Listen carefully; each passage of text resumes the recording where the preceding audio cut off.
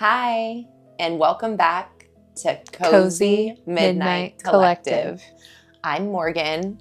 This is Chex. And I'm Lauren. Grab your coffee, light a candle, settle in.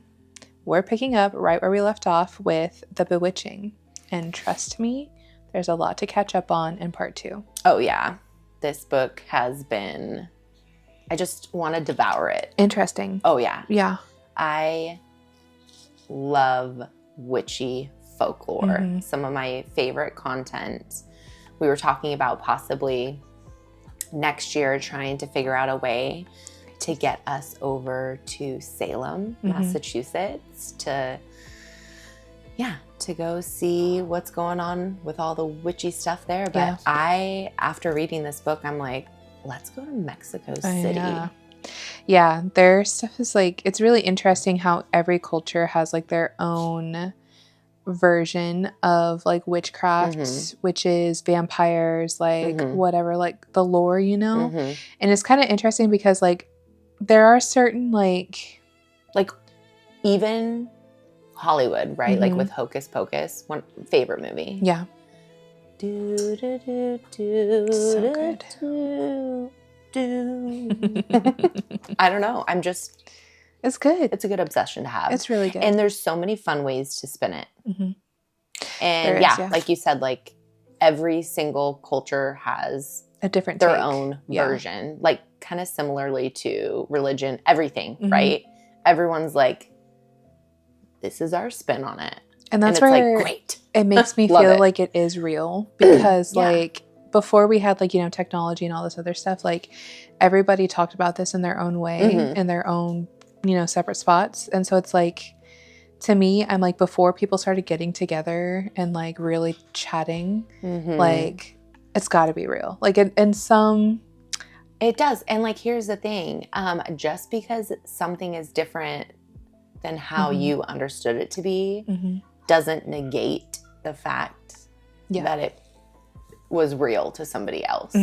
So I'm just so open-minded. I'm very much like, bring me all the things. I believe you. Like, let's talk about it. Yeah. Yeah, it definitely makes me like, I'm definitely curious about it. I have like a safe curiosity about it where it's like, same with like ghosts and like, okay, don't ever want to fuck around with demons, which is why I will never. I mean, I've gone to like seances and stuff, but leave the fucking Ouija board out. We're like, we are not, I'm not fucking around with that. I'm not trying to open any fucking portals. I don't want demons around me and my family. But like, I believe in ghosts. I believe in demons. Yeah. I believe in like all the things. And so I always loved like witches, they're real. There's like a quote that I heard, like you've seen the movie Devil, right? Where they're stuck in the elevator. Oh my God. Such a good movie. That like ending line when he was like talking about how his grandmother or his mom used to say like, you know, the devil's real, but it's okay because if the devil's real, then that must mean that God is real too. Yeah, absolutely. And then you're like, oh, well, that is a little bit like, that's peaceful to think about. But yeah, and the devil runs the world. Yeah. Yeah. It's our job to try to bring peace and love and God, or whatever you want to call God, into that space. We're just realizing it more and more. Yeah. It's a scary world. We hope you're all safe out there, but you can come be cozy and safe and comfortable with us and talk about all the spooky shit. Yeah. This is like your brief escape, safe escape. Yeah. As we navigate this stuff together. That's what like I like about this is that it's like you can love horror and like all those spooky things and not be consumed by it, I guess, if that makes sense. Like there's a way to talk about it and a way to embrace it and like love it without turning into it. You know what I mean? Like I don't know if I'm saying that like correctly, but I follow completely. Yeah. So because especially in today's world where there's so much data and information at your fingertips, quite literally, it's hard to not get consumed in stuff.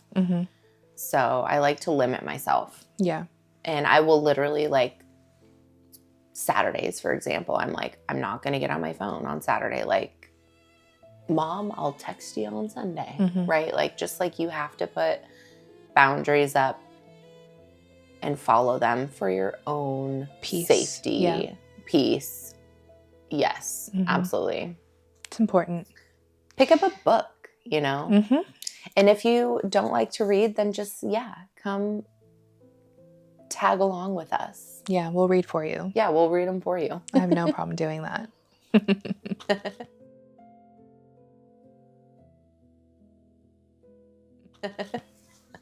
So, okay. Anyways, we're going to dive into it.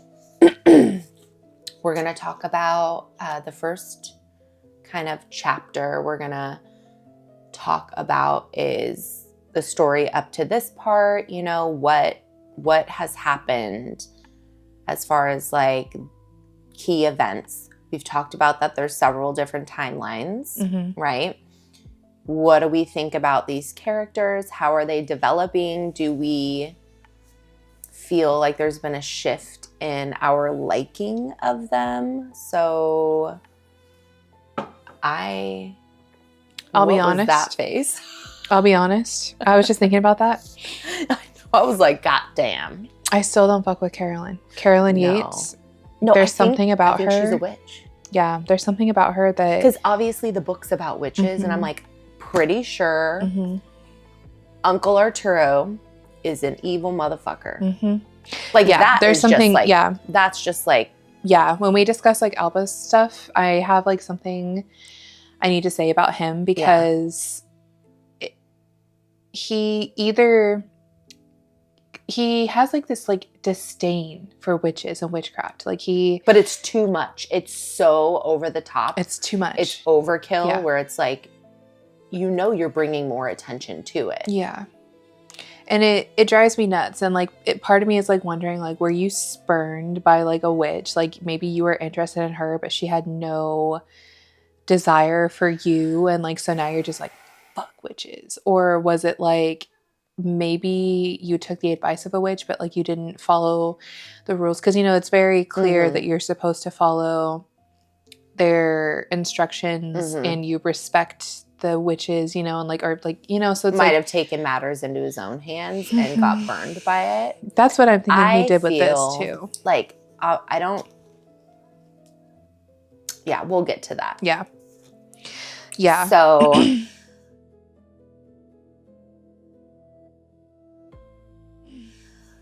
where do we want to start? Which timeline? I mean, I guess like we could do... Let's go with Minerva because Minerva's got some stuff that's kind of... I feel like she's also like the unfolding. Yeah, because like it all kind of really just centers around her. Like Alba was her great-great-grandmother, and then she's the one who's interested in like Beatrice Tremblay's work, and she's the one who's reading the manuscript, and I feel like through her eyes we're reading this out. About Ginny. She's the one interacting in present time with Carolyn, but present time is like, what is it, 1998? Yeah, 98, yeah. Yeah, so present time, 98, but she's the one interacting. She's the one that's like piecing together the story that we are reading. And I will say, I think it's an interesting nice way she's done the book. Because she goes into it not like trying to even like discredit... Because Beatrice believes 100% that it was something supernatural that is the cause of her friend Ginny's disappearance. You know, she like, and I think that Minerva kind of believes her. And I don't know if it's because she has a fascination with, like, you know, the witchcraft and like the spooky things. You know, she's in college. You know, she's obsessed with classic horror novels, and especially with Beatrice, just because she is such an in her opinion, and also underrated. It was so author. rare at that time to have a woman in the industry writing about these types of things. It was almost like, you know, again, it's okay for a man to do it. So interesting, so cool. Must watch, must read, must listen. But for a woman, it's almost like, which man did she get these stories from? Yeah. Right? Yeah. So as like kind of like to throw back to part one, she's reading these manuscripts. She was able to discuss, like, she was able to kind of talk to Carolyn Yates, who has possession of a lot of Beatrice's things that weren't released to the public or to like the school. Minerva has read just about everything that she has had access to. And so this is kind of like it's kind of unheard of that Carolyn's allowing her to read these super secret things, and so Carolyn, she even points out that her late husband Edgar, who used to be Ginny's fiance Beau, he kept a lot of her stuff, including some art, and she kind of describes it as like Carolyn is like an uppity woman. Like she's very much so like classic, like, because she was also an artist. And you can tell that there's a difference between Carolyn's art and Ginny comes from money too. Yeah. But it's however money. So it's like it's not as respected as like Carolyn's old money. There's always like type thing. There's always like how the division within a class is just mind-blowing. It's just the constant judgment. Like you're damned if you do, you're damned if you don't. Like there's no and Yates, Carolyn Yates, her family very traditional, has been going here, doing this for so long, reputable, very socialite. Our money is better than your money. Yeah. So Minerva is reading this manuscript and she's like, taking pictures of like the stuff that, the art, and she's kind of being walked through by Carolyn's grandson. Hold on. I wanted to interrupt. So sorry. Yeah, that's fine. Do you think, because this is what I was thinking. Minerva's there. She's going through all this stuff. She only has whatever it is, 1 hour, 2 hours on specific days to look at this content. She has to stay in this room to look at this content. And you know how her grandson, Noah.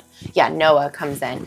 I almost feel like Carolyn is making him go in there as a distraction to Minerva while she's going through everything. So almost like, I'm letting you like look at this stuff and it's limited, but I'm going to like throw in Noah there so you can't really focus truly and understand the content. Yeah. And then, your time's up, you got to go. And then like, I feel like we're going to get to a point where she's going to be like, well, you had this much time in these many days. Like, why didn't you get what you needed done? So I'm glad she's taking pictures of stuff so you can like peacefully while you're at home look at the fucking material. Yeah. Because I think Noah's being thrown in there to keep her in this state of like being watched. Yeah. Well, Noah too. I don't think Noah, because Noah he's a pawn. He comes off. Yeah, he comes off as like standoffish and like very just like kind of. No, he's fucking over his grandma. Yeah, so like he does. She gets what she wants. Yeah, my life is not my own. Yeah, he points out that like the degree that he's getting, he doesn't want anything to do. Degree at this school at my age. Doesn't want anything to do with it. Like he just wants to live his life. He does state that his parents died when he was young. Carolyn has raised him since he was a young kid. And there's a point where Carolyn tells Noah to drive Minerva home. She's like, to be a gentleman and drive the lady home. Yeah, but he has to take the Jeep. He takes the Jeep. He can't take her car. And then he says, he tells her, because Carolyn's family owned a textile factory. It's ancient. And she wants to turn it into a tech company. Building. Yeah. So Minerva had expressed, her and like Noah have like this like back and forth where like it's just kind of like snippy with each other. Well, they're gonna obviously end up like falling in love. I kind of think it's cute. Like I hope that there's no other ulterior motives, because I want to see Noah get what he wants in life. And I feel like Minerva will help break him out of this, like, he's stuck. because he's controlled. There's also a thing with like Conrad. So Conrad is like a student that, because she's an RA. Yeah, but she's like, fuck Conrad. She does not like Conrad, but she does state they had a thing briefly in the past. And she's like, she's just very shy, and she's like very focused on school and her work. Well, she's there on a scholarship. She doesn't have money. But she said that there was a point where she was like kind of like working up the nerve to like ask him back out, and like they had shared like a kiss, and she was like, at first she was kind of like didn't really know what to think about it. She's like very shy, reserved, and then she was like, okay, I'm gonna work up the nerve and see if he wants to go see a movie. Yeah. But then by that point he had already like been hanging out with like some other girl. And like with Minerva, I will say, like, girl, you took like weeks forever to talk to him, like, so he probably just assumed like you had no interest. You have no interest in me. But you can just tell Minerva is very, you could just tell she has anxiety, and I feel you, girl. Yeah. And her anxiety slows her down and keeps her isolated, which she, I feel, prefers. But it's like kind of like not a healthy circle. She's hiding stuff from like her family. Yeah, she's not talking to them as much. She's just like, she doesn't have that like mental health support. Yeah. Coming from any angle. She does have like a friend that does like, you know, try to get her out of her shell, but she's just still, she's very stuck in her ways. Even with him, she only gives so much information. Yeah. Hideo's like, he's like a really funny kid. Like he just, he's, you know, he just kind of like waltzes into her place, and like he hides her, he hides her coffee from her because she drinks like so much coffee. And he was like, you're going to kill yourself with all the caffeine you're intaking. And then, that's like me. Yeah, so much caffeine. Need coffee. And then when I'm like, grab an energy drink. Yeah. But going back to Noah ends up taking her to his grandmother's, like it's closed down at this point, to the factory. And he kind of walks her around, and he's kind of like talking to her about how like the outside of it though. Yeah, the outside. Yeah. He can't get in, and she says like, "Oh, can we go in?" And he's like, "Well, only Carolyn has those keys." And so I'm kind of wondering what's in there. Like, yeah, no, you know what I would have done immediately? Grab a rock, break a fucking window. Yeah. I'm sure Noah wouldn't have cared. Yeah, because it's literally it's been abandoned. Yeah, forever. And meanwhile, throughout all of this, like Minerva's having like little things happen where she's kind of like feeling like there's eyes on her. And also, so Conrad, he had a roommate, and the roommate disappeared. We kind of talked about this briefly in part 1. He had a roommate. The roommate disappeared. Everybody assumed that he just dropped out.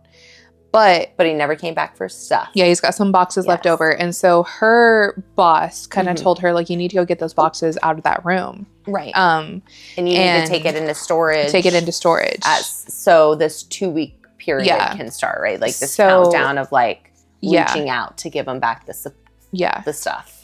And so like Minerva kind of gets curious because she's kind of like, why is everybody so like blasé about the fact that this kid is just gone? Yeah. You know? Like, and need to know. She had talked to Conrad about it, and Conrad was saying that like he just like, he's like, I don't know, like in those last few days he just got weird. And he said, you know what it sounds like? Ginny. Yeah. He said that he was like talking to himself, and he was like, you know, you write me up for all this stuff, but he was like, he had candles in his room, and he was like talking to himself. And he was like, he said he got really weird towards the end. He's like, I tried inviting him to like go study or like have breakfast or whatever. And he just like was getting weird, like really touchy about his stuff. Like he accused me of stealing some of his stuff, and he's like, I didn't touch any of his crap, you know? And so Minerva kind of goes through his boxes, and she's noticing, like, she pulls out some notebooks, and she goes through his stuff because of her job. Yeah.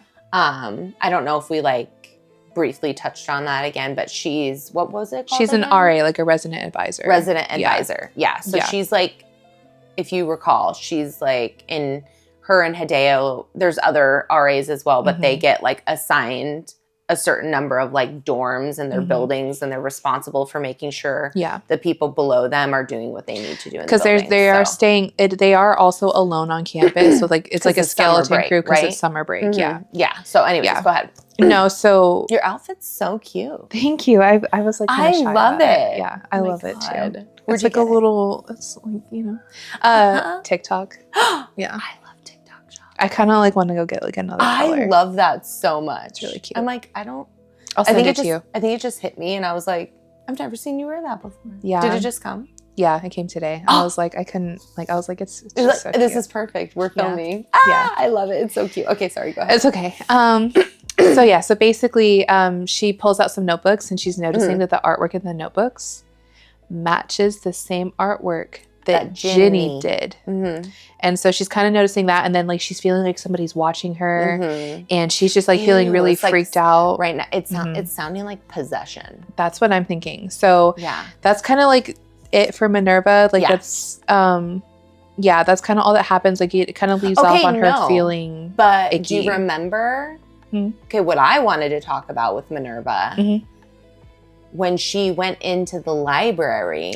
Oh my God, I forgot about that. Yeah. To look at the old clippings that she had already been in there and gone through this, but she was looking for Tremblay's work. Yeah. So now she's like, I need to go back through to look for Ginny. Yeah, like see if specifically there's anything Ginny's related stuff. to Ginny missing that's been like in these clips. Yeah. And she's in there, and just picture this like fucking ancient library. It's not been redone. They, they want to archive all their stuff and keep it, but it's this like really old system. So in order to like get access to the archives that she needs, it's like in my mind, I don't know. I need to find like a YouTube video and like visualize it, but I'm pretty sure it's just like it's like a crank system. It's like a crank system that moves the books out of the way, and then up comes the archives, right? Or I don't know exactly how it's working. I think it's just the book stacks. Like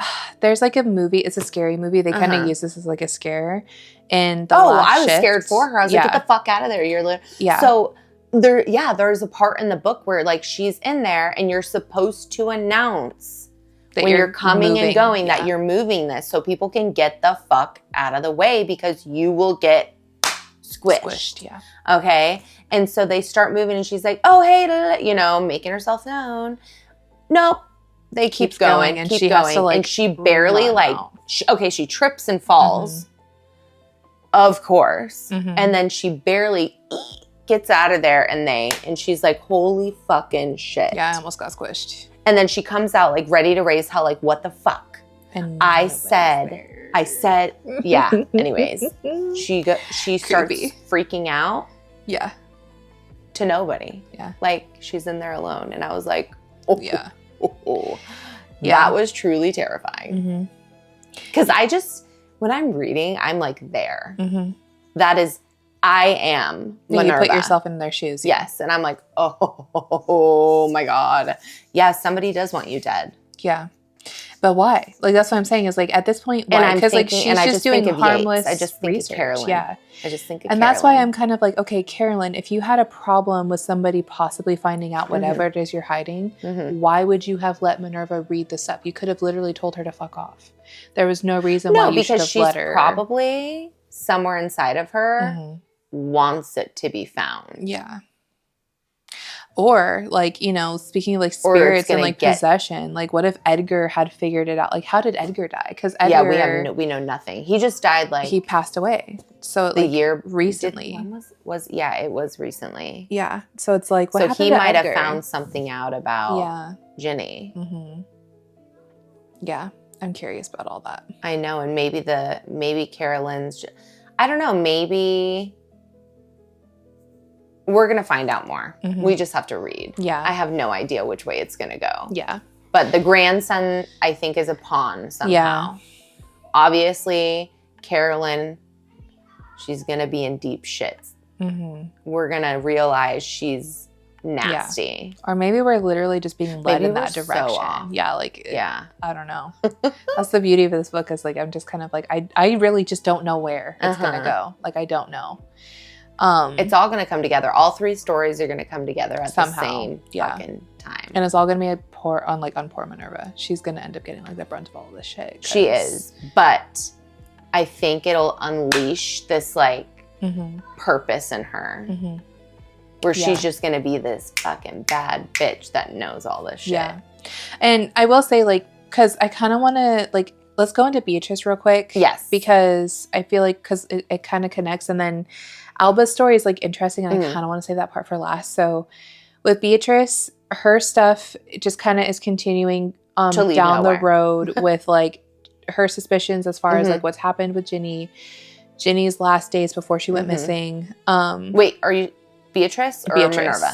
Beatrice. Okay, so, we are on Beatrice. Okay, okay. I just wanted to clarify. So with Beatrice, she kind of goes into kind of continuing with saying that like Ginny's behavior is kind of getting like a little bit funky. You know, like she's still her friend. You know, she's still there. Like the beautiful. She describes her as effervescent, like just very like loose, happy.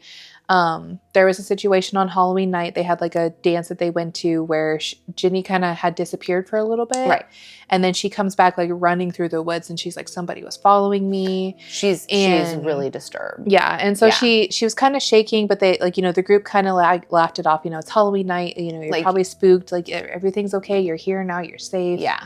And people do this on Halloween. Like, yeah. And so as like Beatrice's stuff goes on, you kind of are getting so Ginny has said that she's very spiritual and that she can speak with like spirits and stuff like that. And kind of like, I guess, what we would call like a medium. Yeah. Yeah. In our day and age, right? Medium or what else do they call it? Mystic. Medium or I know because Sam and Colby from Explore, they like hang out with them all the time. Fully aware of what we're doing because they are so cute. I have to show you. We are making some merch and it goes along obviously with our show, but look at these. They're so dope. They're coasters. This is the coaster holder, but look at this. So they come out. And obviously you would lay them flat, right? And put your drinks on them. But look how gorgeous these things are. And we are going to make more, obviously, but we'll put them up on our Etsy shop. I need to help like getting it to focus. Look at that. It's so cool, you guys. You love it? I know you do. Do you love it? I love it, yeah.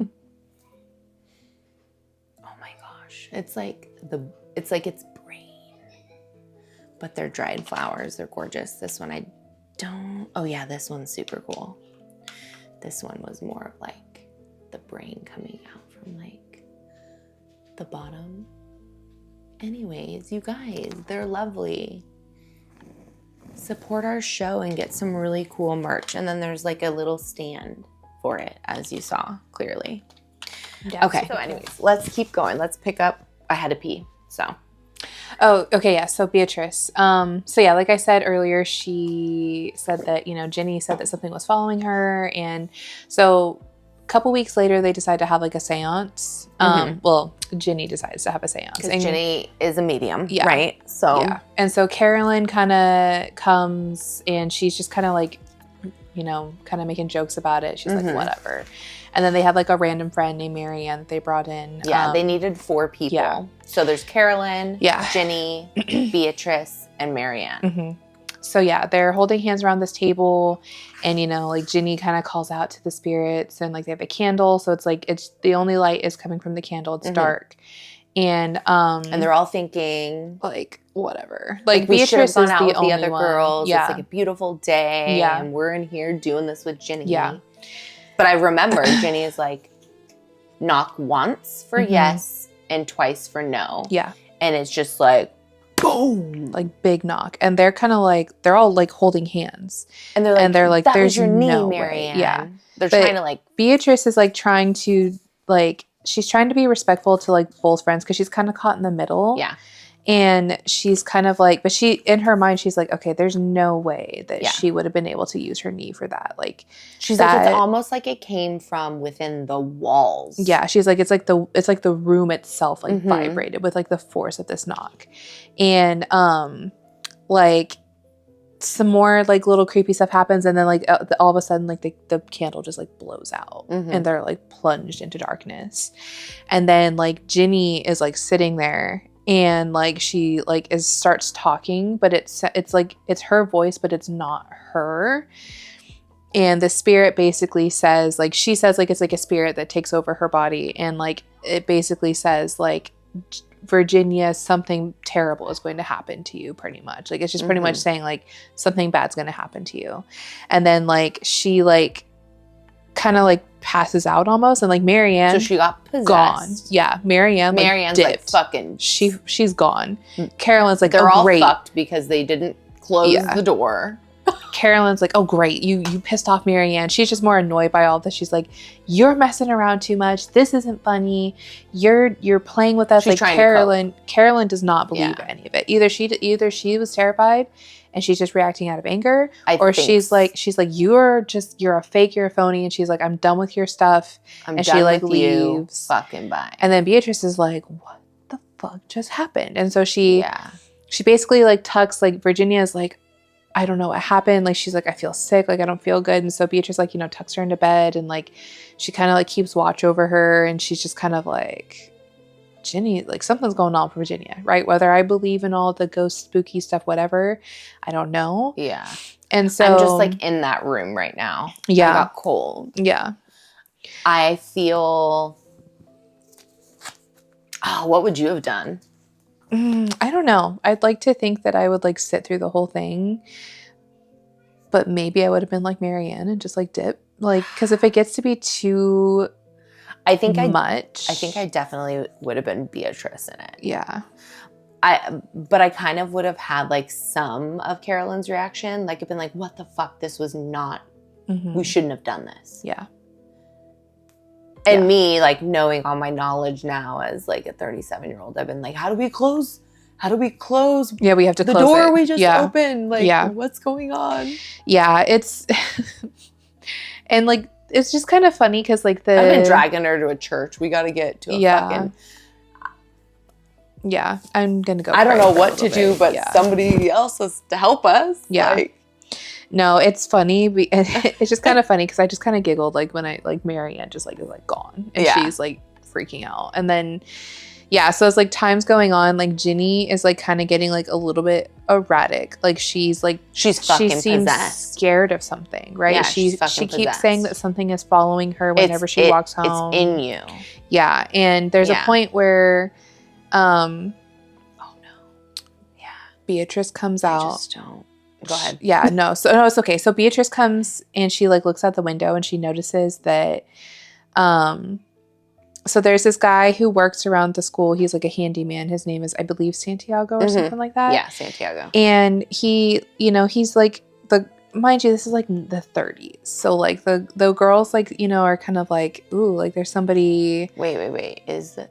Different. The end of the 30s. Yeah. It's somebody different. And so like, again, so the working theory is that Ginny ran off with Santiago. Like that's what everybody thinks. And it's because she's the only one. Yeah, she's the only one that ever like talked to him. But she comes from a family that's a good family. Yeah. Who has money. Yeah. She has a solid boyfriend that turned into a fiance. Yeah.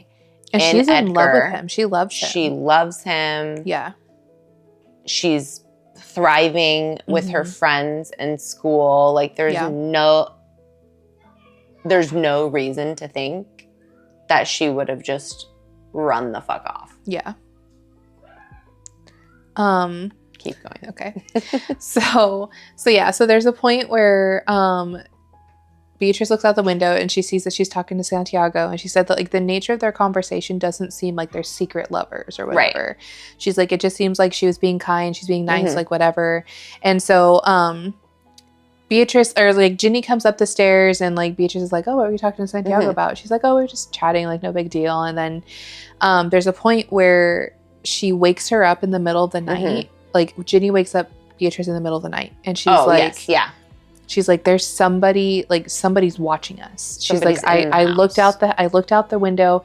I saw a man. He was standing there. He was looking up at our window. Okay. So Ginny basically is frantic, thinks that she's got someone following her. She was outside.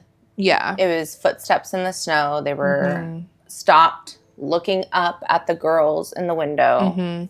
And she described the man as like wearing like she said it was a man and he was wearing like a long coat. Yeah. Or something like that. And so Beatrice kind of takes like the practical route where she's like, okay, if you know what he looks like, then maybe you should like report him to the police. You know, like let's get this, like if somebody's following you, we need to report it.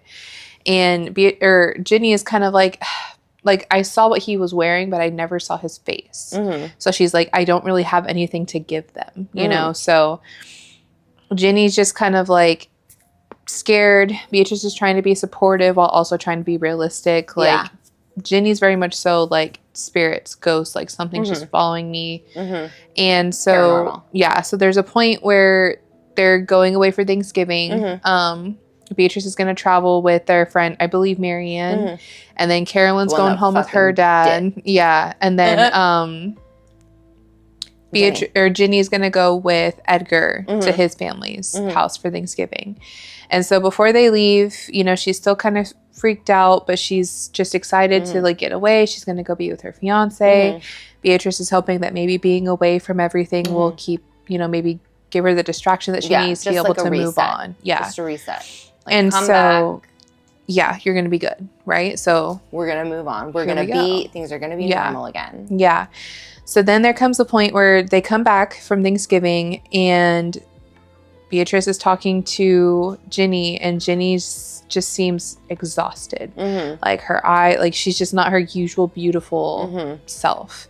And she's like described, if you don't recall, but she's like gorgeous. Gorgeous, like long flowing hair. Like she doesn't like pin it up like the other girls she's very do. Like boho for the area. Which is like super abnormal in the 30s. Yeah, everybody's just kind of like, well, you know, it's just Ginny, you know. Prim and proper. And, pinning their curls up and all that stuff. So there comes, but she comes back and she like looks worse. Yeah, just looks worse. And she's like, and Beatrice is like, what happened? Did you and Edgar get into a fight or? And she's like, well, yeah, we did. You know, she said, I was kind of telling him about what was going on. And she said, I want to do like a ritual pretty much to like cleanse everything and just get rid of everything. And Edgar is very much so like practical. Like he's kind of like the guy where he's like, whatever baby wants, baby gets. But he's also like, dude, like, I don't know what, like, I don't know how to like help you with this because I don't believe in all of this. Yeah. But so he's just kind of like, you're being silly. Like, this is silly. This is ridiculous. He calls her dad and her dad is like very... Wait, I thought he's a both doctor. Of her parents were dead. Her mom passed away, but her dad is alive. Oh, okay. Ginny's, yeah. Okay. So her dad is like, I think they said he was like a doctor to the stars. So he's like kind of like... Oh, yeah. Whose parents are both dead again?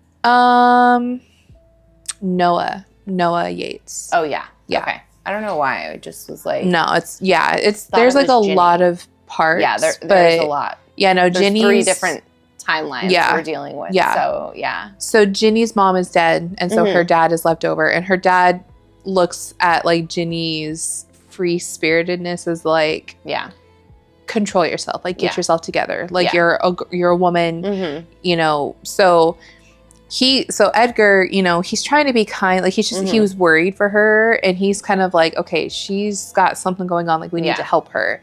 So he calls her dad, and her dad is just a dick about it, like no care, no concern, very just more like so like it's more so like don't embarrass me, like you know, this is like as good as you're gonna get, like, you know, you got this great man, comes from a great family, like whatever. So like basically don't fuck it up when it's like, no, you should be listening to your daughter and be supportive. Yeah. And so if there's it's very of the times that it's is sad. Yeah. And it's kind of sad because like poor Ginny is she's just been like this happy, just blessed, like she knows that she's happy and she's blessed, and now this is just really taking a toll on her.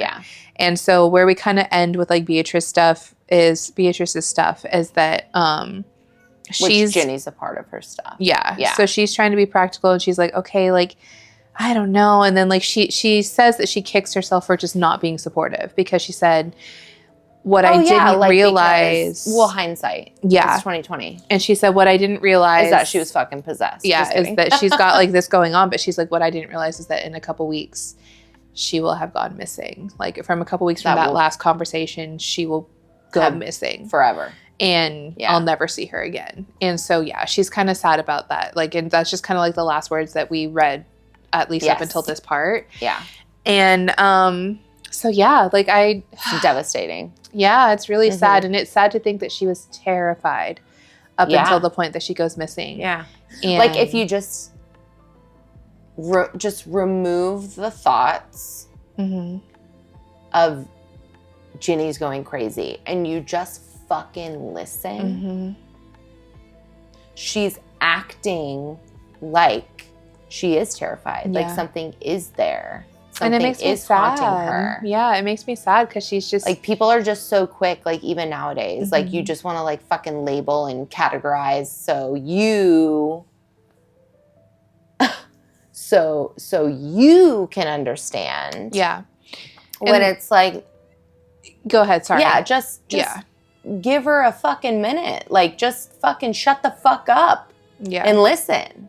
And especially since she is somebody who's like very like in tune with like spirits and spirituality and stuff like that, for her to be scared when she talks to ghosts like every day or whatever, like something is going on and you guys are truly not understanding. And she obviously is in over her head.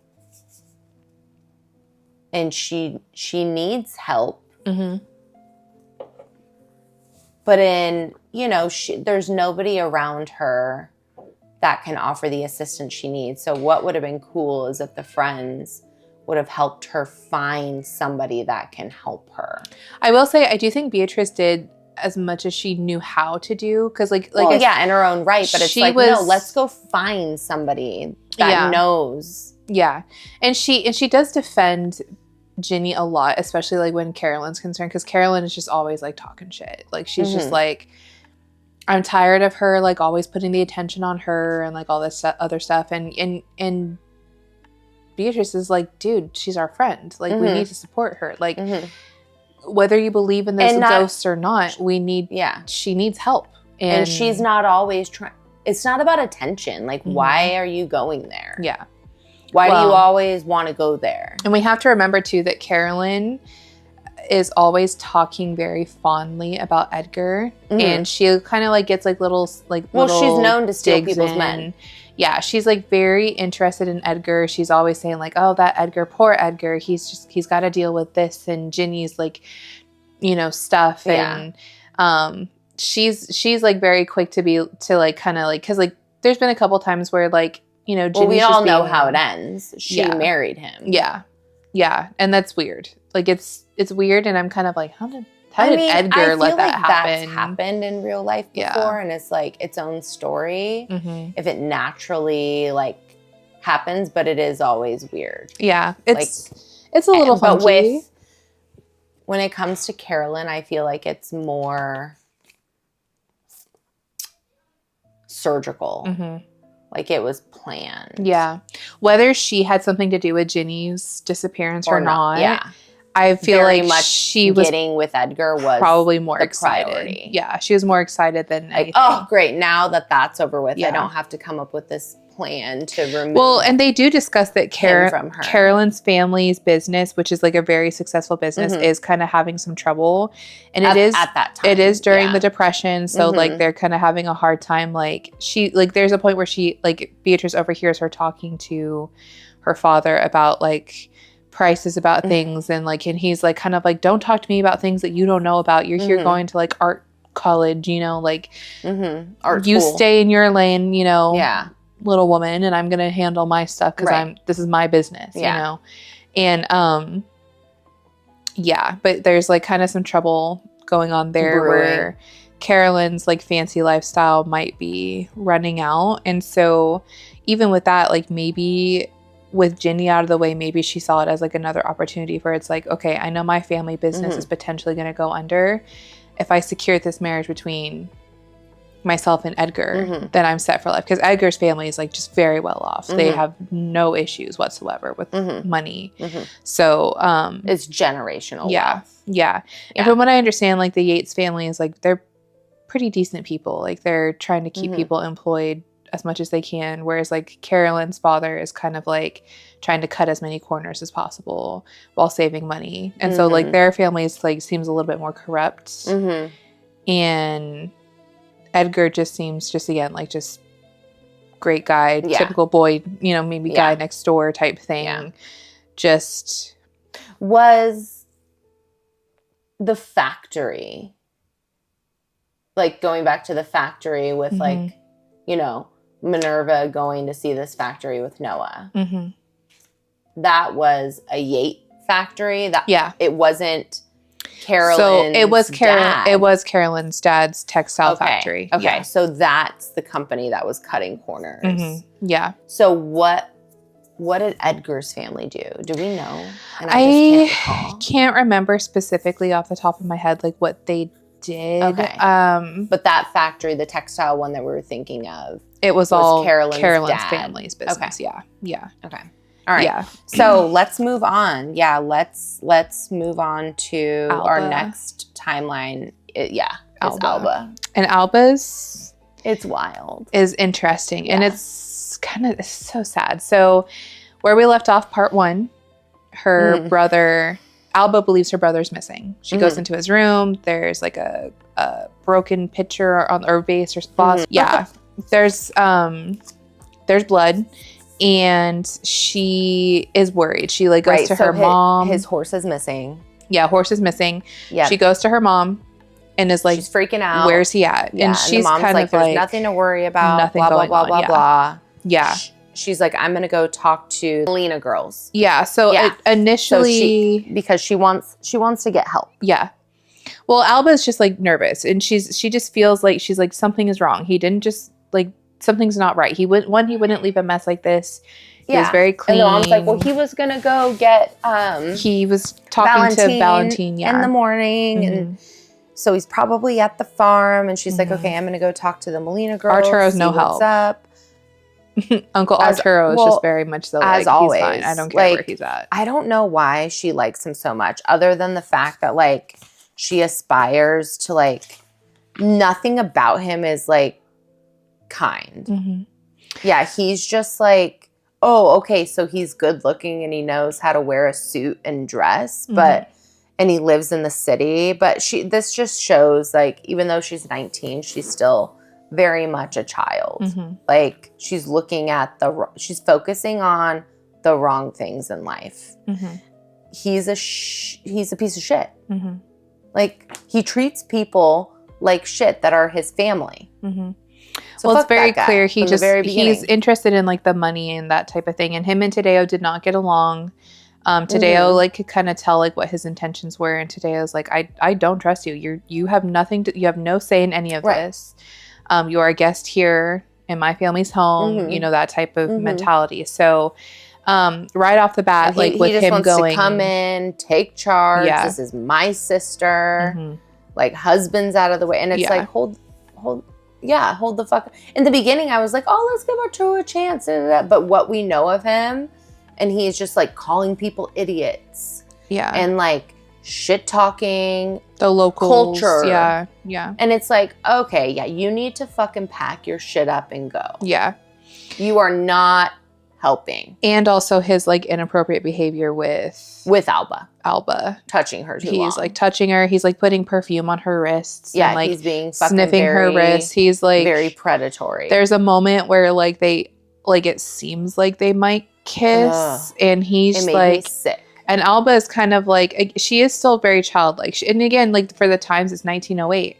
Her mom's not talking to her about like appropriate feelings for men. Like she's kind of like very much supposed to be like a proper young woman. 19 years old for that time, they're already often been married. Well, and having kids. there is discussions about that where you know that's where she was kind of feeling awkward with her childhood friend Valentine, where a lot of people think that they're due to be put together and not they're in mourning because the father died, and so there's this like it's just like a weird time. And Alba too, like she spent most of her life like on a farm, so she's just kind of like wanting to get out and do new things and see the world.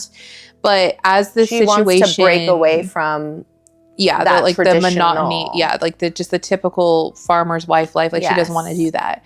But with her brother going missing, it shifts her perspective on like what is actually truly important and like her priorities. Yes. And so, like I said, immediately she's like terrified. She's like, something happened, something's not right. She knows her brother and Valentine used to run the ranch together. They were running around barefoot all the time and playing. And like, so he matters. The three of them are very close. Yes. And so her mom and Uncle Arturo are just kind of like, he's fine. And so come nightfall, or no, I think Valentine comes to visit and he's like, comes to call on her.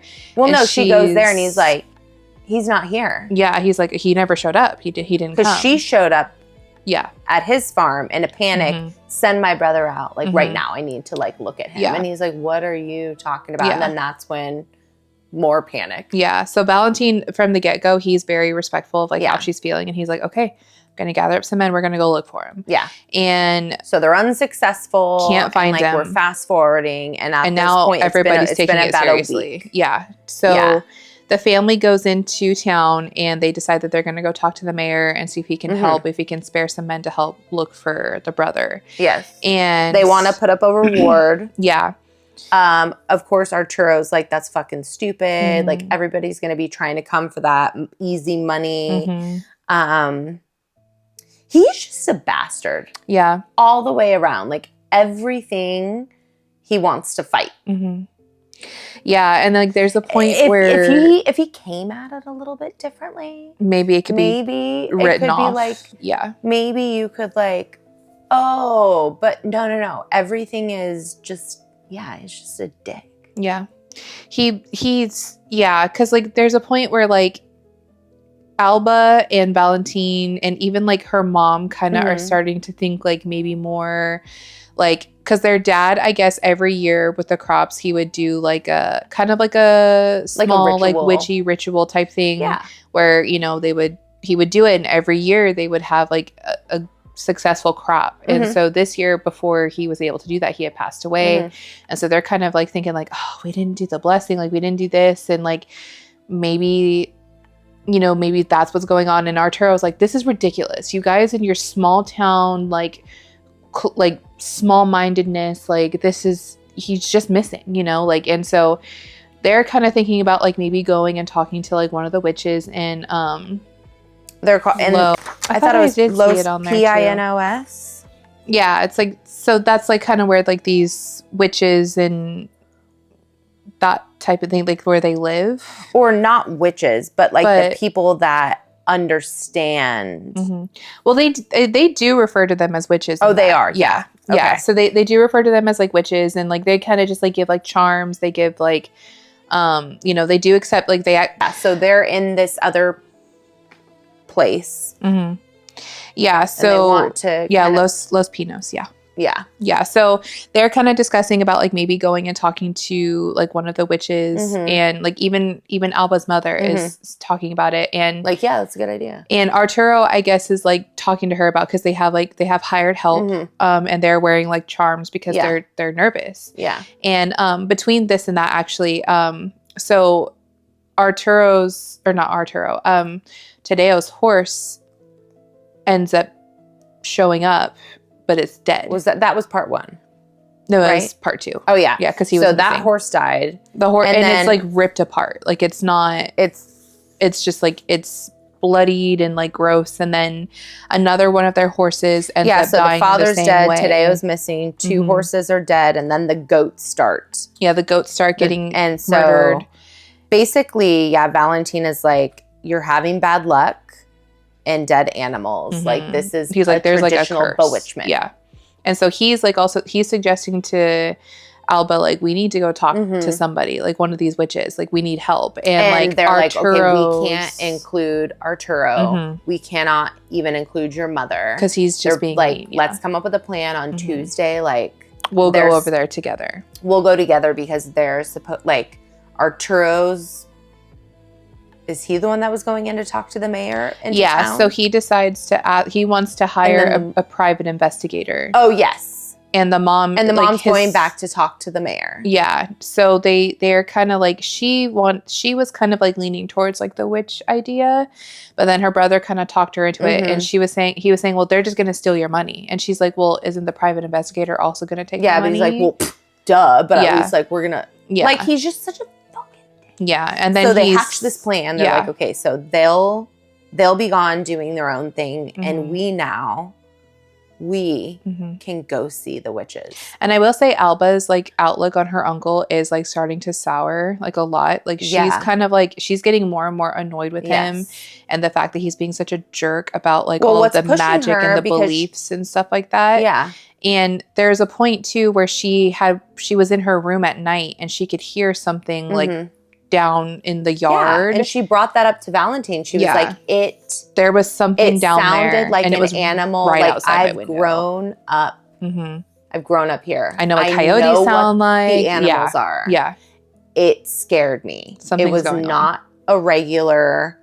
It was not a regular animal. Something is going on. Then he's trying to convince her, like, no, like, you're not crazy. Right? Please, like, he's spooked for her. Please, like, take a bowl. You know about a bowl. Like, open some scissors, put them in the bowl, put water over that, put it under your bed at night. Get your brother's gun, like, sleep with the gun underneath your pillow. And she's like, I thought we weren't freaking out. And he's like, no, do you hear me? I'm very calm, but we're going to do these things very calmly. We're just doing in case, these things. Yeah. And so, and then she wakes up and the fucking scissors are like rusted. Yeah. Well, she woke up and she was like, I'm so silly. Like, I feel so much better today. I can't believe I was like freaking out and we needed to go talk to the witches.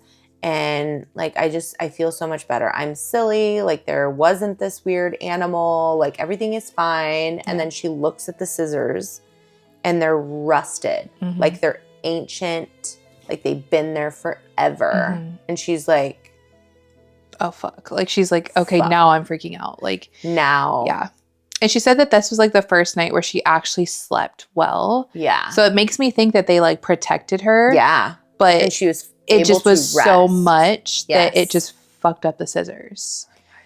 Like, so that's what like, so she decides, okay, yeah, we're going. And so she kind of wakes up early. Her and Valentine sneak away and they go to Los Pinos.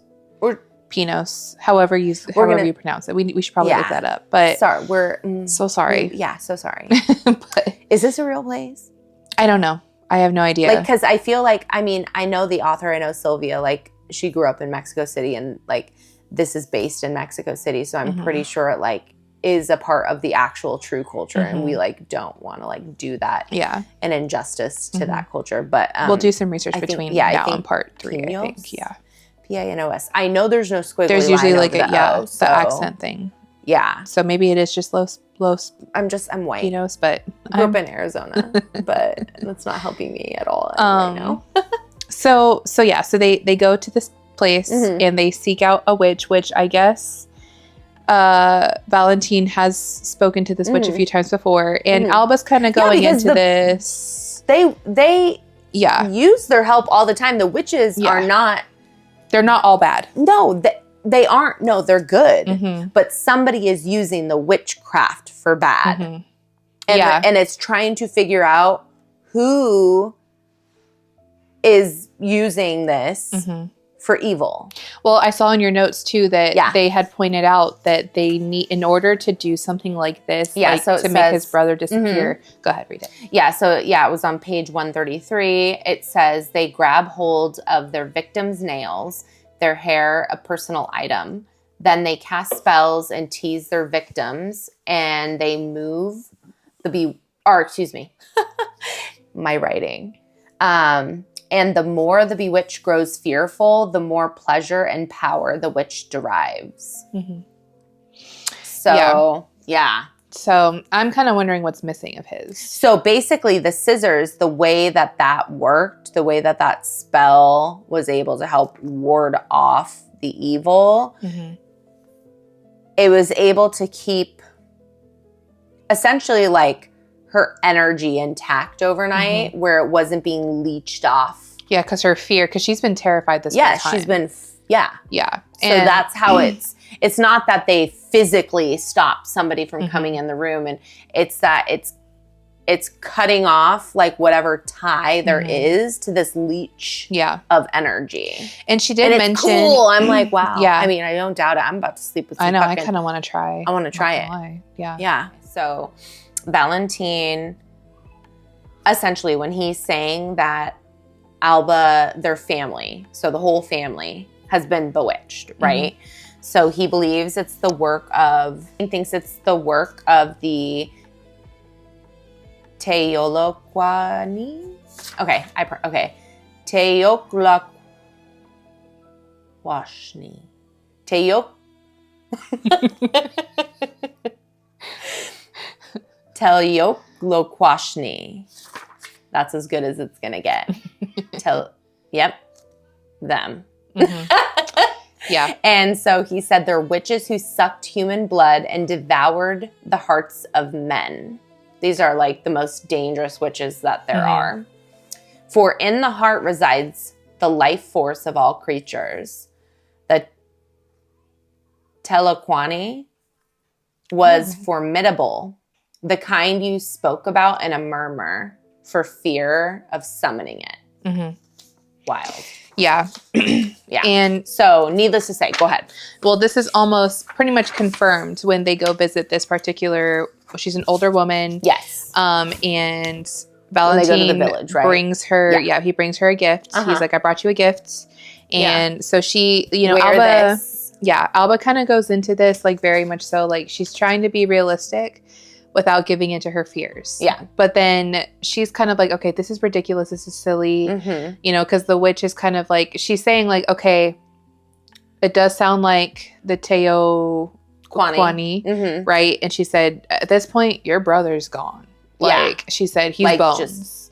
But she said, she's like, let me guess, animals are going missing and they're coming up dead. And she did admit that she heard about her brother's disappearance through gossip. Yes. And so Alba's kind of like, come on, like you're not like actually a witch. And the woman ends up saying, she says, you have visions, don't you? And the only person she told about this was Arturo. And she was kind of trying to be silly about it. And he kind of made her seem silly about it. So she was too embarrassed to share it with anybody else. But she has like little visions. So Valentine doesn't even know. Yeah, Valentine doesn't even know. But this lady's like calling it out. Yeah, she's like, you have visions. And that's where Alba like is like, okay, I'm sad. I'm listening to what you have to say. Yeah. And so she ends up like kind of giving her like a spell. She says, I'll give it to you, but I need that ring on your finger. And Alba's, again, she's kind of like warring with like, do you just want my ring? Or are you actually going to give me something that's actually going to work? And Alba kind of, and like Valentine is like, give it to her. He's like, you guys are, there's something is going on and you are not safe. Yeah. And so he says, think of your brothers and sisters, think of the little ones. And so like we can't help. There's nothing we can do. This is like, what we do. We have to protect the rest. So she gives the ring to the woman. The woman gives her pretty much like a spell. I need to go back and check what the specifics are. Yeah. But basically she tells her, you have to do this exactly. Like don't skim. So she basically gives her, she says, it's no good thing to be caught in the snare of a Teoloquani. If it drinks from you, you'll be doomed. Death will surely follow. There's no remedy for that. So like she does. No she does check Alba for like bite marks, scratches on her body. She says, "Oh, good. It hasn't drank from you yet, so you're good." So she basically has her. She has her like take like a needle, and she wants her to stab the dove. She wants her to stab a dove and like stab your finger with it and then slide it back into the dove. And then get the dove, stab the dove, stab yourself, stab the dove. Yeah. It's supposed to be like protect her. And so basically she kind of gives her the clues that she needs to be safe. Yeah. And so she says the only thing that's really going to make it work is if you believe in it. You have to believe. Yes. Your belief holds all the power. And so she kind of tells them to move on. Yeah. And as they're leaving this woman's house, they see the witch that Tadeo was arguing with in the square the day before he went missing. Yeah. And so Valentine kind of tells her, let's just go. Let's just go. Yeah. And so they get back to her farm and, you know, she's distraught and he's like, you got this. It's okay. And she's like, why do you even care? Why do you care about me? Right. And he answers by just grabbing her and kissing her. Yeah. And he's like, that's I care about care. you. Like, and so she ends up like kind of getting like the warm fuzzies and she's like kind of like, oh, okay. Like maybe Valentine's not as bad as I thought he was. Yeah. Yeah. And so he's like kind of like, just please be safe. I can't have anything bad happen to you. I just, you know, and she gives him like a kiss back and then she says, okay, I'll see you later. And so that's kind of how that ends. So their romance is blossoming. Yeah.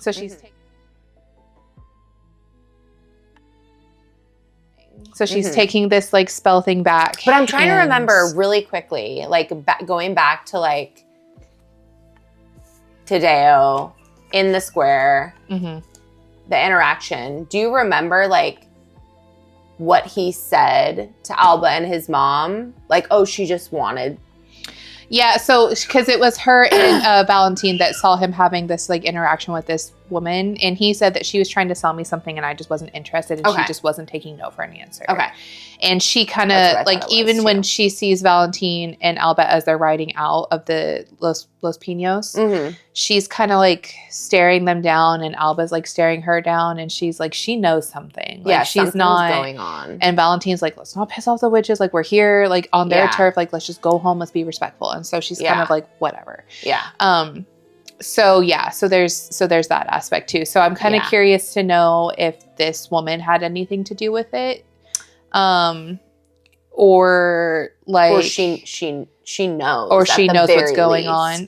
I kind of feel like I think it'd be too easy if she was the one. I personally kind of feel like maybe there was something going on between Tadeo and this witch, and maybe he didn't. I don't know. Like that's kind of like where my thoughts are. That like maybe, you can't just think of a witch as being like this like ugly old. No, like I'm pretty sure she's described as like beautiful. You know, she's easy to look at.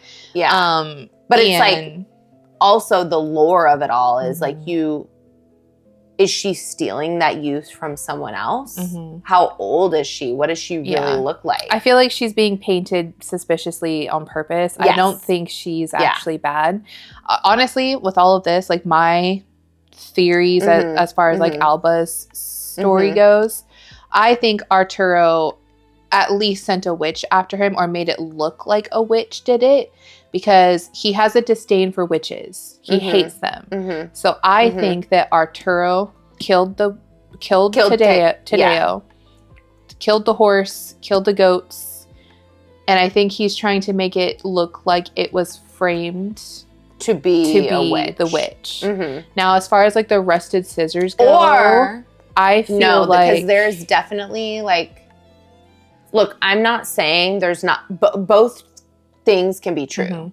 They can be bewitched, and Arturo can be taking advantage of that. Well, like that's where I think that maybe the witch that had something to do with Tadeo, like maybe they were romantically involved. She knows that he goes missing. Maybe she has her suspicions about the uncle. Maybe she did in fact send something, and maybe it's trying, I don't know, but like that's just my theory, right? Because I feel like this is going to open up, and the way that it's sounding, the lore of it all is that this witch is essentially saying that this is like the worst witch that there is. It's a vampire. Yeah. It's a type of what we call in America a vampire. Yeah. Like there's several different kinds of witches. This one's the worst. Yeah. Once it drinks from you, you're fucked. Yeah. And so it's like, is Arturo a vampire? Did he get turned? Yeah, that's what I don't know. It's hard to tell. Because vampires, they can turn, or what we know, right? They can turn individuals that then follow them forever. Yeah. Or they could just fucking drain you. They get fed and you're fucking just bones, like she said. So I'm very curious. Yeah, that's where I'm like, so interesting. That, like, the supernatural part of Alba's story, I don't really have an explanation for quite yet. And then as far as, like, Minerva goes, I really have no idea where that's going. Like, I don't really know. I can't, like, even try to guess. I do think that Carolyn has something to do with Ginny's disappearance, but I don't know what. Well, we're about to see what that has to do with Minerva, at least. Like, I don't know why Minerva would be connected with that. But I do think she's definitely going to unlock that. Minerva's connected somehow because she's She's an offspring of Alba. Yeah. And I bet you because Alba had these visions, Alba is a kind of witch.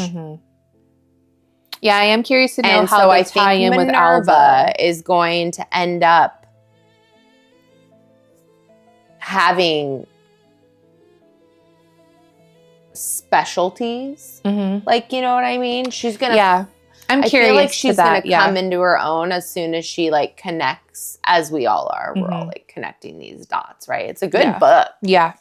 Yeah. It's a lot where you're like, okay, once you, like, figure out how you can compartmentalize everything, which, like, lovely Lauryn here has given us a character sheet that we'll have to... I know. I need to make a couple updates on it. Like, share with you all. Because, there's a lot going on. And it's like, whoa, but once you...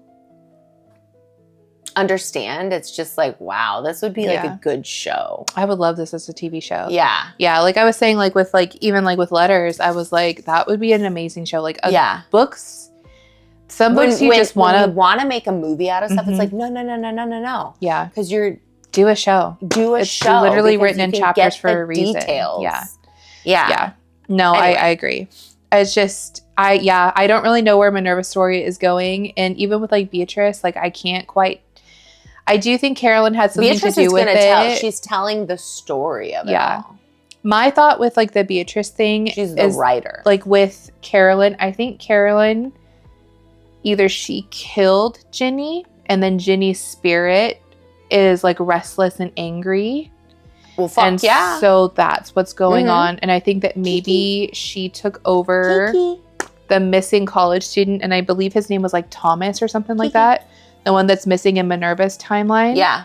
I think that she took over him and is trying to get the story out. Like, I don't think that she's trying to hurt Minerva.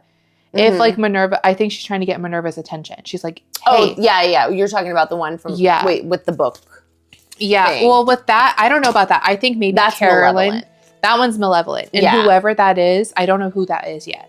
But I do think that with like her feeling the eyes on her and like feeling like it's being Ginny watched, maybe watching. I think it's Ginny trying to watch or trying to tell her what is going on and what happened. And Minerva just hasn't awakened whatever she needs to be able to connect. Yeah, because Ginny could connect. She's trying to get Minerva to connect. Yeah. I mean, that makes She could probably tell, too, that, like, maybe Minerva's got something in her blood, like her grandma. Like, maybe Ginny is like, okay, they're from the same are like, as clan. close to me. Yeah. Oh, so good. Yeah. So that's kind of like my theories up to this point. Yeah. I guess we'll see going into part 3. We'll tell you when we know in part 3, right? Yeah. So, let's see here. How dark... Okay, yeah. On a scale of 1 to 10... How dark do you think that we're going to get? This is seeming pretty dark.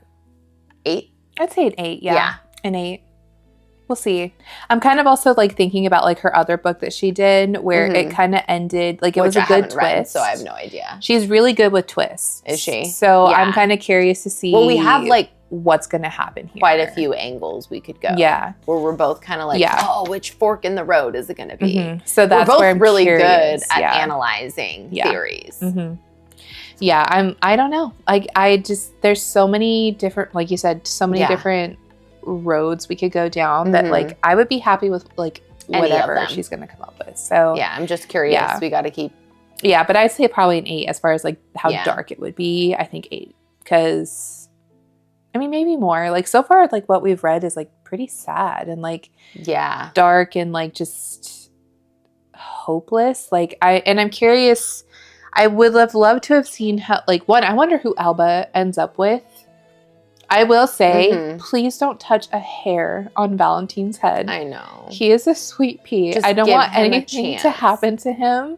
And now that she's like starting to like, because we haven't heard love from on him Minerva back about a grandpa. Yeah, who was her great grandfather? Like, so I'm kind of like, please don't touch Valentine. I know. I love him so much. He's so cute and so sweet and just so supportive. Yeah, he's such a good listener. So supportive. When everybody else is like telling her how she should be, what she should think, what she should be like. Yeah, I feel like he would let her be whatever she wanted to be as his wife. Like he very much how Edgar Yates was with Ginny. Yeah.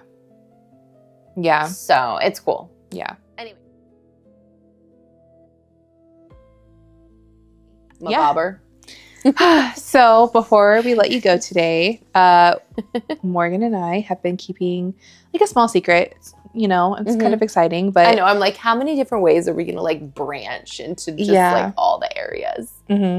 So yeah, I think we're ready to like kind of talk about it, I guess. So yeah, do you want to tell them? Let's do it. Wait, no, you're supposed to, right? Oh, no. Okay, I will. Yeah. I'm like, hold on. So yeah, so we love talking about books, but we're also huge fans of cinema, right? So we're officially launching a brand new recurring segment that's going to be titled The Cozy Midnight Cinema Society. Yeah. But maybe we'll just like drop the cozy. Yeah. Right? We'll just be... It's a mouthful. Exactly. Yeah. Yeah. So... Yeah, I'm thinking... We know that we're Cozy Midnight Collective. Yeah. We have Midnight Confessions, which we need yours, by the way. Please send us your stories so we can keep that segment running. And then we're hoping, so that way we don't have to put too much effort into researching. We can just really have it like a community-led segment. And I know, we're growing, we're building, we're very new. But we'd love to see where you guys can take us with that. And then this will be more of like just the Midnight Cinema Society. And we're going to be just like, so reviewing. Whether it's like, like the old cult classics that we all know and love, like your favorite scary movies. Scream. Yeah. Or like the new stuff that's coming out. Like we saw like so far this year, we've seen at least Dolly 4 scary movies. Yeah, we saw Dolly last weekend. We're planning on seeing Undertone, which we're really excited about. Watched Scream 7, and then we also watched 28 Years Later. Yes. And so there's like this year, there's a lot of really good scary movies coming out. It's like the year of horror, and then we're also like living through horror times. Like true fucking horror. Yeah. So we kind of figured like probably just like once a month, kind of keep it light, just because... Light as in like... As much as we can, like as far as like the movies. It's hard to sit down and watch a movie sometimes.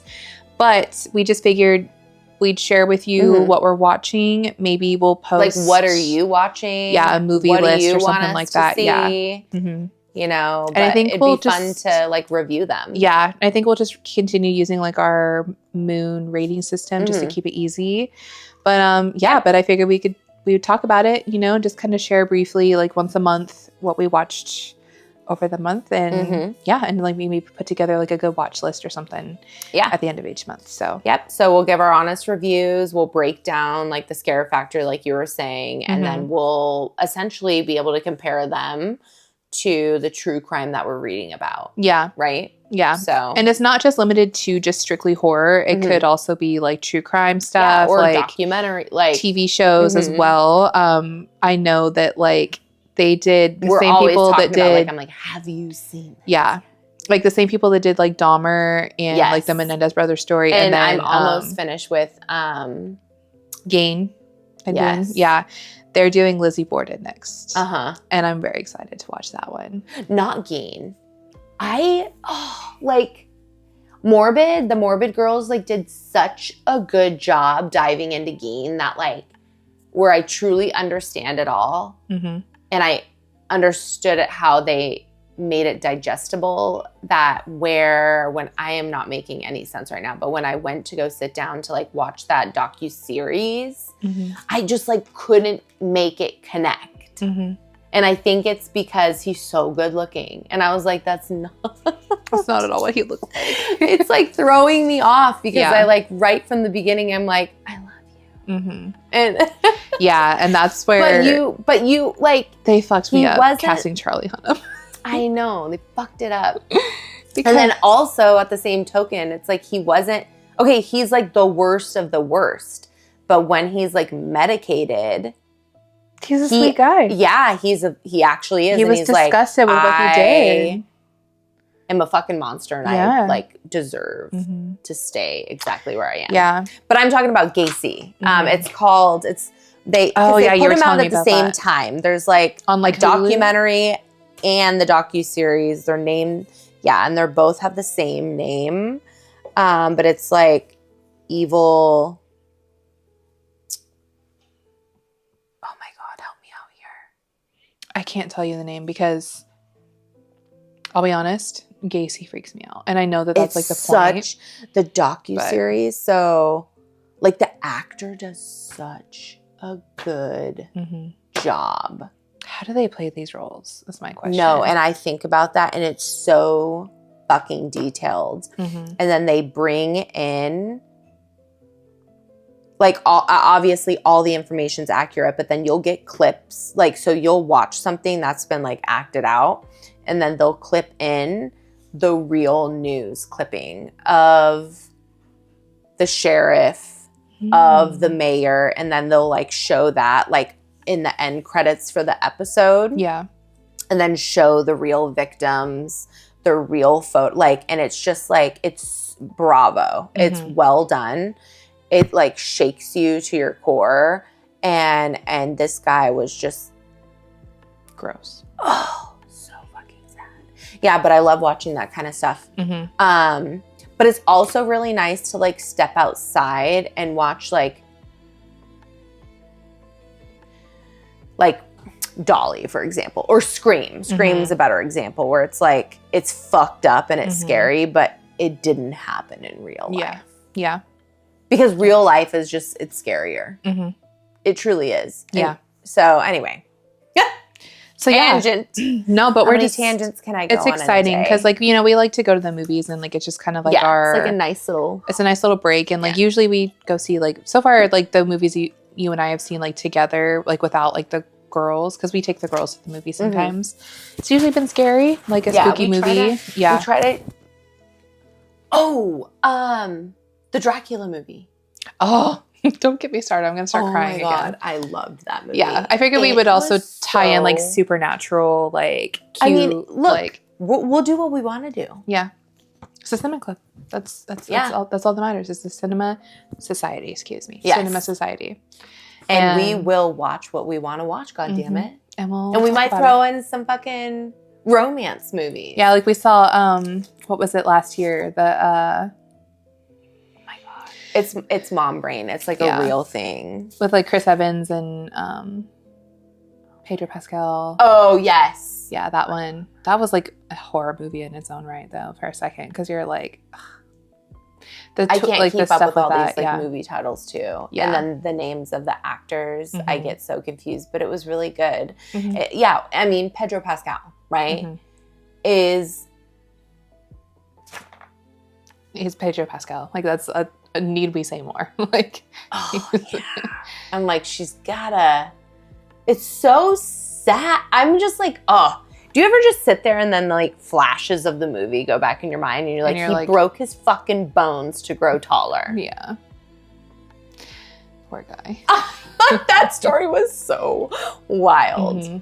But going back really quick, what was the name of the movie that we were briefly touching base on that will make you cry? What was it? The Dracula movie? Is it just Dracula? Dracula. It was just Dracula. I think it's specifically called like Dracula, A Love Story. Oh, so good. It was so good. It was like It made me so sad. You're like, can they have a just day? leave them alone. They didn't hurt anyone. Like on the way back, like it's so good. The gypsies loved him. Like he was paying them. Like and he gave them enough money. He wasn't money like this to like torture Dracula. It was very much like he was a good Dracula. Yeah, leave him alone. He just wanted his love. Like, she remembered. Oh, they barely got home, good, and they were just like, "Oh, it made me so sad."